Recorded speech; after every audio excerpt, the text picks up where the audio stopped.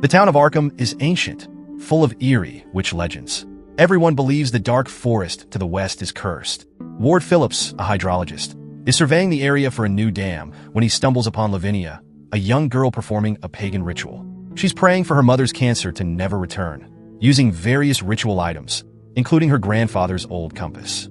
Ward and Lavinia talk for a while, and she starts to develop a crush on him. Then, she hops on her horse, Comet, and heads home. Before moving forward, please like this video and subscribe to our channel.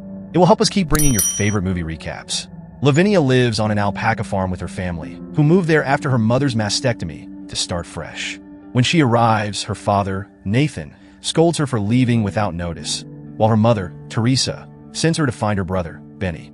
As expected, Benny is in the barn, secretly smoking. Together, they return to the house, where they find their little brother, Jack, staring into the well. Nathan had told him it could show him the stars.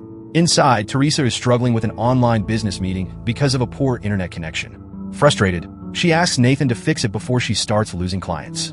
He promises to check the satellite dish later. That evening, Nathan finally convinces Teresa to be intimate again, something they haven't done since her surgery. Meanwhile, Benny is on his computer, looking at star maps with his dog, Sam. Suddenly, Sam starts whining, and Benny's screen glitches. Outside, a strange bright light appears in the sky. Jack, hearing eerie noises, calls for his parents, but they don't hear him. Scared, he leaves his room. Sam growls at the unseen presence in the corridor. Then, the sky erupts in a dazzling explosion of shifting colors. Jack screams. The light engulfs the entire farm. And then, just as quickly, it vanishes. The family rushes out of their rooms to find Jack in a dazed, unresponsive state. Sam bolts outside, barking at something. When the family follows, they see it, a glowing meteorite, freshly crashed onto their land. The air reeks of something foul. Nathan, unsettled, tells everyone to stay inside. Meanwhile, they debate whether to rush Jack to the hospital, an hour away.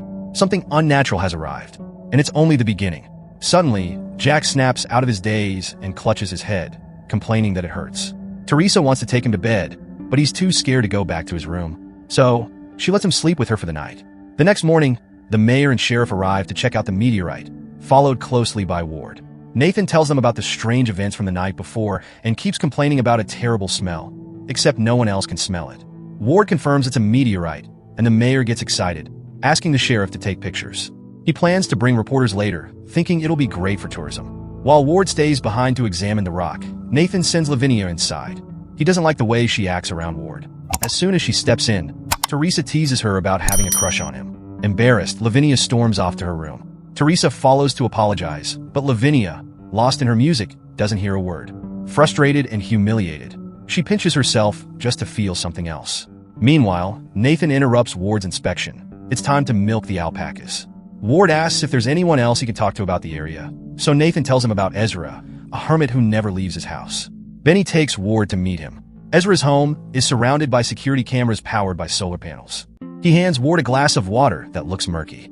Ward, not detecting any bad smell, assumes it's just rust from the pipes. Benny mentions they've had water issues before, but Ward finds it odd for this time of year.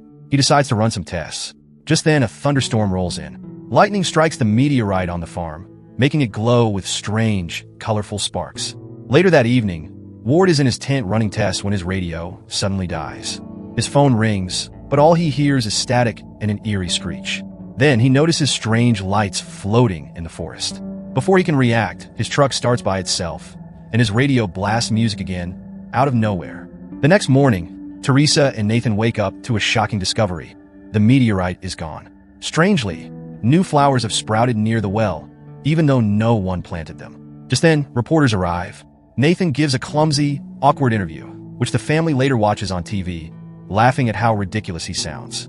As everyone enjoys the newscast, Teresa prepares dinner. But suddenly, she enters a strange trance, chopping vegetables non-stop, even after cutting her own fingers. Jack notices and panics, calling for Nathan. But Teresa doesn't snap out of it until Nathan drags her outside and rushes her to the hospital. The next morning, Benny wakes up early to feed the alpacas. But when Lavinia wakes up later, she finds them loose, munching on the garden. Furious, she scolds Benny, accusing him of forgetting to feed them. Benny insists he did, but Lavinia doesn't believe him. Frustrated, he rounds up the alpacas and puts them back in the barn. Meanwhile, Jack keeps hearing a strange, eerie screech. He sits in the garden, whistling toward the well, which now has even more flowers growing around it. When Lavinia asks what he's doing, he calmly says, "The man in the well is talking to me." Lavinia suddenly feels sick. She hears a strange whistling coming from the well and rushes inside. At that moment, Nathan tries to call her, but all she hears is static. Meanwhile, Jack is sketching a strange creature in his notebook when a noise from the well catches his attention. He moves closer and sees a glowing, otherworldly organism. It suddenly bursts open, releasing a massive flash of vibrant colors. A bizarre, shimmering insect emerges from the well and flies away. Back in the house, electronics start malfunctioning. Lavinia, washing dishes, notices the knife still covered in her mother's blood. Suddenly, the mysterious glow appears again, and blood fills the sink. Her phone rings. It's her dad, but once again, all she hears is static. The noise overwhelms her, and she runs to the bathroom to throw up. At that moment, Ward arrives at the house to warn them about contamination in the water. But Lavinia, pale and shaken, barely listens. "Just go," she mutters. "I don't feel well." Ward notices Jack standing in the middle of the garden, giggling. When asked, Jack says he's playing with his friends, but there's no one there. Later, Ward visits Ezra, who's upset about his missing cat. But that's not all. Ezra insists there are aliens living under his floor. To prove it, he plays a recording of eerie static mixed with a high-pitched screech. Ward dismisses it as geothermal activity, but Ezra is certain. The aliens arrived with a meteorite, and now they're everywhere, in the static, in the moisture, in the air itself. That evening, Teresa and Nathan are driving home when they slam on the brakes. Standing in the road is a grotesque creature that looks eerily like Ezra's missing cat, but horribly mutated. Before they can react, it scurries away into the darkness. Teresa tries to call Lavinia to check on the kids, but her phone is in the living room, unanswered. Meanwhile, outside, Jack and the family dog, Sam, are staring at the well. It's glowing and emitting an unnatural screech. Suddenly, Sam growls and lunges at the well, then vanishes into thin air. Jack watches, frozen, as if under a spell. Inside, Lavinia struggles to ignore the constant high-pitched noise. When she hears strange sounds from Benny's room, she investigates. His computer screen is flashing disturbing, sickening images. Then, without warning, it shuts off. Moments later, Benny stumbles inside, dazed and confused. He says he got lost in the forest, something that should be impossible, given how well he knows the area. Lavinia's phone rings. She rushes to answer, but it's just static. Outside, Jack stands motionless, staring blankly. When Teresa and Nathan arrive, Nathan explodes with anger, scolding Benny and Teresa for leaving Jack alone. Worse, the alpacas have escaped from the barn. Benny swears he locked them up, but Nathan doesn't believe him and storms off to find them. He also calls for Sam, but the dog is nowhere to be seen. That's when Lavinia says, whatever came with the meteorite took him. Nathan refuses to believe any of it. Furious and muttering in an odd, almost mechanical way, he storms inside. Lavinia turns to Benny, whispering, "We need to get out of here." That night, Jack sleeps in Teresa's room, drawing bizarre, inhuman creatures in his notebook. Meanwhile, Nathan steps into the shower and notices something disturbing. His arm has a strange, discolored mark, and the hair is falling out. Then he looks down. A pulsing, fleshy blob is clogging the drain. Nathan picks up the strange blob, but it suddenly stings his hand, making him drop it. The blob takes its chance and vanishes down the drain. Later, Nathan tells his wife that the strange smell is still lingering, but no one else can sense it. To him, it smells like a hospital ward for cancer patients. Since their dog, Sam, is missing, Nathan assumes the stench is coming from the dog's body. But Jack interrupts, saying Sam is with Grandpa, even though Grandpa has been dead for years. The next morning, Nathan is thrilled to see that all his fruits and vegetables have ripened much earlier than expected. Meanwhile, Teresa struggles with the internet again. She goes to ask Nathan to fix the satellite dish, but instead, she finds him in a complete rage. His vegetables taste absolutely disgusting. Disturbed by his outburst, she decides to take a break. Nathan, instead of fixing the dish, heads to the living room, grabs a drink, and turns on the TV. He checks his arm and sees the strange, crusty patch on his skin is still there. He rubs whiskey on it, hoping it'll help, but nothing changes. Suddenly, the TV starts glitching, flashing bright, eerie colors. That evening, Lavinia starts packing to leave. But when she finds her copy of the Necronomicon, she decides to perform a ritual to protect her family. The ritual requires a blood offering, leaving her body covered in cuts. Meanwhile, Jack wakes up to a chilling, high-pitched sound. He wanders into the living room and sees Nathan asleep in front of the flickering, glowing TV. Curious, Jack steps outside, where Benny is already watching a strange light hovering over the farm. The entire garden is now blooming with unnatural, glowing flowers. Then, the boys hear a noise from the barn. They rush over and freeze in horror. Whatever this color is, it has fused all their alpacas into one monstrous, writhing creature. Terrified, they bolt. Teresa, hearing the commotion, runs outside to grab Jack. Benny barely manages to escape, but then the color strikes again, this time hitting Teresa and Jack, merging them into a grotesque, twisted mass of flesh. Nathan steps out, strangely calm, and asks Benny to help him drag the horrifying fusion into the house. They try to call 911, but the phone is dead. Then Lavinia walks in and sees what has become of her family. She lets out a blood-curdling scream. Early in the morning, a strange purple fog covers the entire farm. Nathan tries to start the car, but it won't work, making him panic even more.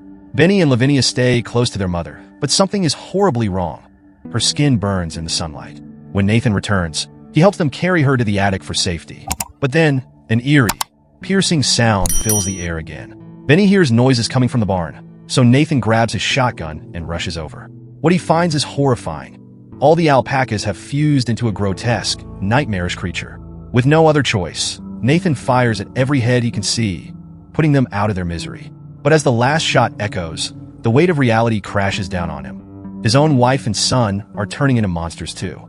Moments later, Nathan asks his children to leave the attic so he can put his wife out of her suffering. But when he faces her, he hesitates. She still looks like Teresa, his love, his partner. Unable to pull the trigger, he kisses her, ignoring the sickening goo on her lips. Meanwhile, in town, Ward desperately tries to stop a dam project, warning of deadly contamination. But the mayor refuses to listen. She won't risk losing valuable contracts. On his way out, the sheriff pulls him aside, showing him a pile of dead animals found near Nathan's farm. Birds, rabbits, even a cat. Their bodies are burned and deformed, as if by radiation. As night falls, Nathan sits in the living room, hypnotized by the eerie glow of the TV.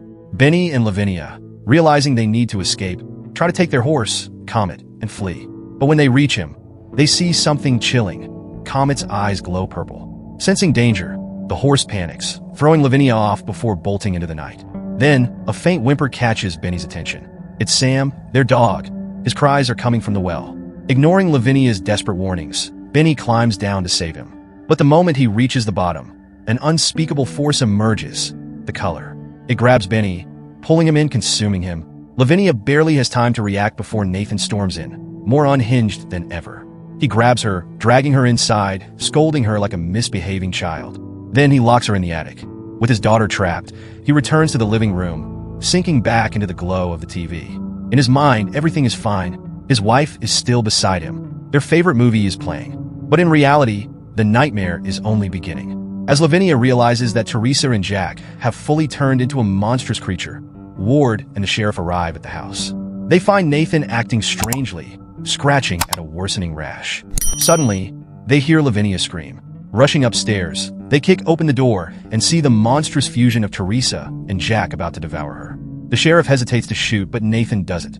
He fires twice, killing both Teresa and Jack, saying, "This thing isn't my family." Ward lifts Lavinia, now covered in pink blood, and tries to get her to his car. But just then, blinding rays of the color burst from the well, blocking their path.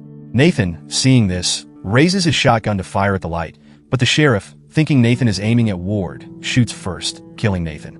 Lavinia collapses beside her father as the sheriff urges them to evacuate, but she refuses. "The color won't let us," she warns. A chilling screech echoes from Ezra's house. Ward and the sheriff rush to check on him, but find only a recording playing. Ezra's dried-up corpse sits motionless as his voice explains that the color is reshaping Earth into something like the world it came from. As they listen, security cameras show strange movements before suddenly shutting off. Then, Ezra's forehead begins to glow and split open. Realizing another explosion of color is imminent, they flee. On their way out, a mutated tree comes to life, grabbing and killing the sheriff. Ward sprints back to the farm, only to find Lavinia standing before the glowing wall, staring into the light. "It's beautiful," she whispers. When Lavinia opens her eyes, they glow purple, just like the strange light around her. Suddenly, her forehead shines, and Ward is hit with a terrifying vision. An alien world filled with swirling colors and monstrous tentacled creatures. Panicked, he shoves Lavinia away, breaking the vision. But as he stumbles backward, he notices something horrifying. The grass beneath him is twisting into writhing tentacles. At the well, the mysterious color surges, and Lavinia, bathed in its eerie light, lets out a final, chilling scream before she dissolves into nothing. Ward feels his own body tingling, as if reality itself is unraveling around him. Desperate, he bolts inside the house, only to find Nathan, horribly mutated, speaking in Lavinia's voice. A blinding flash reveals the rest of the family, standing eerily still. Nathan lunges at Ward, forcing him to fight back. He kicks Nathan away and sprints for safety, barricading himself in the wine cellar. Outside, a deafening, inhuman screech fills the air. Ward presses his hands over his ears, trembling as the noise grows unbearable. Then, silence. When he finally emerges, the house is gone, obliterated. The land is covered in thick gray ash, the well still standing like a ghostly reminder of what happened. On the ground, something catches his eye, Lavinia's compass, untouched by the destruction. Years later, Ward still visits the site, now buried under a massive dam. He keeps Lavinia's compass as a reminder of that nightmare. But one thing is certain, he will never, ever drink the water. That is how the movie ends. Please subscribe for more videos like this, turn on notifications, and leave a like. It really helps the channel. Thank you for watching.